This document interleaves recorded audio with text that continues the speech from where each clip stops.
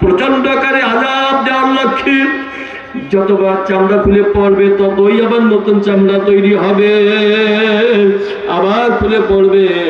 আবার এই আযাব 1 সেকেন্ডের আযাব সহ্য করবার ক্ষমতা কোন মানুষের আছে নাকি? এবার বলে কোন হাতে আমলনামা পেতে চাই? দেখান দেখান দেখান। আল্লাহ যেন প্রত্যেকের তার হাতে সে আমলনামার ব্যবস্থা করে দেন। আপনার সময় তো মাত্র 2 মিনিট আছে, বলবো 2টা ঔষধের নামও বলবো। ও আসার সময় মনে হয় আর পাপের কাজ করবো না, কথা ঠিক না? নেক কাজ ছাড়বই না, কিন্তু আবার একটু ঢিলা হয়ে যায় না পরে। 2টা ঔষধের কথা, কোনো টাকা লাগবে না, পয়সা লাগবে, 2টা ঔষধ।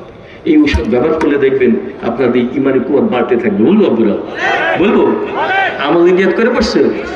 একটা কাসরাতে জিক্রুল্লাহ, যারা বেশি বেশি জিকির করবে দিন দিন তাদের ইমানের উন্নয়ন আল্লাহ পাক দান করবে, ইমান কুয়াত বৃদ্ধি করে দেবে। জিকির করলে কোনো সমস্যা? কম করবেন না বেশি করবেন? লস হবে না লাভ হবে? একটা লাভের কথা বলি, যারা বেশি বেশি জিকির করবে কিয়ামতের ময়দানে হাসতে হাসতে জান্নাতে চলে যাবে।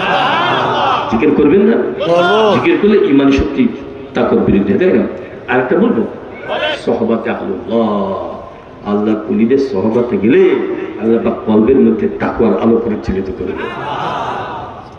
সময় এসে 1 মিনিট বলবো। আপনার ট্যাঙ্ক লরি চিনেন না? ট্যাঙ্ক